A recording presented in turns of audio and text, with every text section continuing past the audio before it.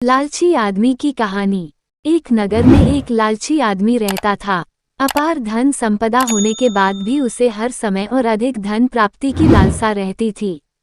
एक बार नगर में एक चमत्कारी संत का आगमन हुआ। लोभी व्यक्ति को जब उनके चमत्कारों के बारे में ज्ञात हुआ तो वह दौड़ा दौड़ा उनके पास गया और उन्हें अपने घर आमंत्रित कर उनकी अच्छी सेवा शुश्रूषा की।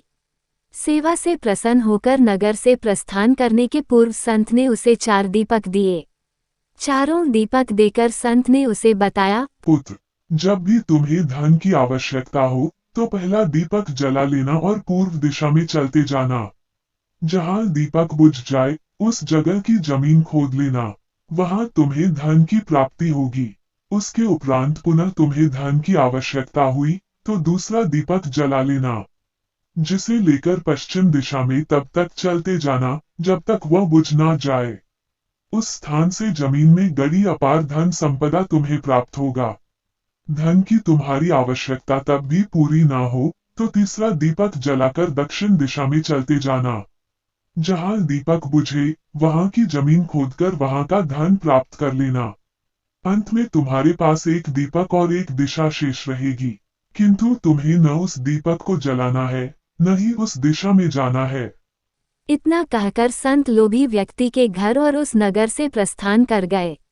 संत के जाते ही लोभी व्यक्ति ने पहला दीपक जला लिया और धन की तलाश में पूर्व दिशा की ओर चल पड़ा। एक जंगल में दीपक बुझ गया। वहां की खुदाई करने पर उसे एक कलश प्राप्त हुआ।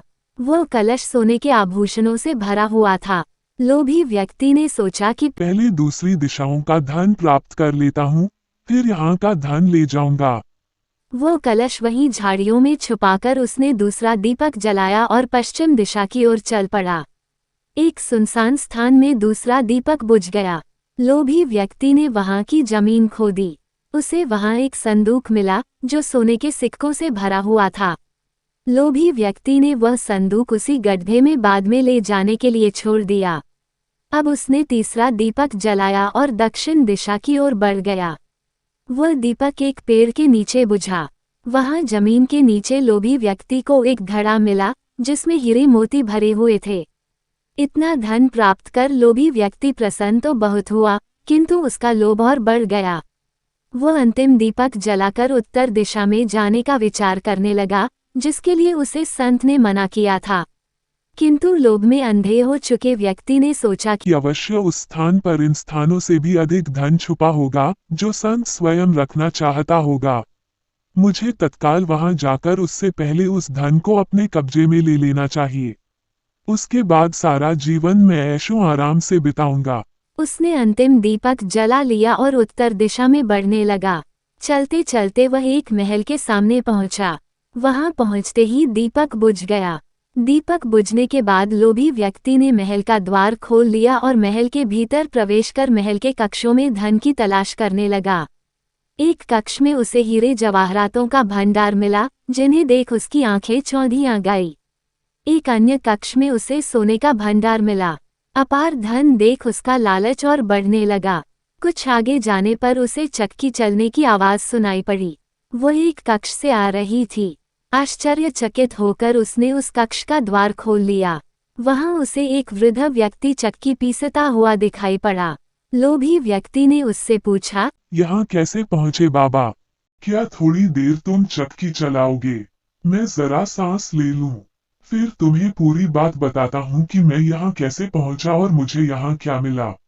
वृद्ध व्यक्ति बोला। लोभी व्यक्ति ने सोचा कि वृद्ध व्यक्ति से यह जानकारी प्राप्त हो जाएगी कि इस महल में धन कहाँ कहाँ छुपा है, और उसकी बात मानकर वह चक्की चलाने लगा।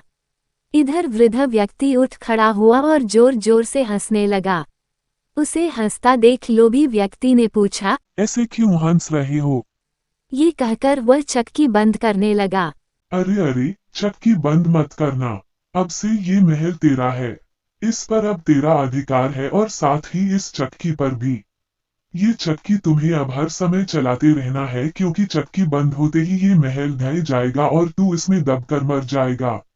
गहरी सांस लेकर वृद्ध व्यक्ति आगे बोला, संत की बात ना मानकर मैं भी लोभवश आखिरी दीपक जलाकर इस महल में पहुंच गया था। तब से यहाँ चक्की चला रहा हूँ। मेरी पूरी जवानी चक्की चलाते चलाते निकल गई। इतना कहकर वृद्ध व्यक्ति वहां से जाने लगा। जाते जाते ये बताते जाओ कि इस चक्की से छुटकारा कैसे मिलेगा। लोभी व्यक्ति पीछे से चिल्लाया। जब तक मेरे और तुम्हारे जैसा कोई व्यक्ति लोभ में अंधा होकर यहाँ नहीं आएगा, तुम्हें इस चक्की से छुटकारा नहीं मिलेगा। इतना कहकर वृद्ध व्यक्ति चला गया। लोभी व्यक्ति चक्की पीसता और खुद को कोसता रह गया।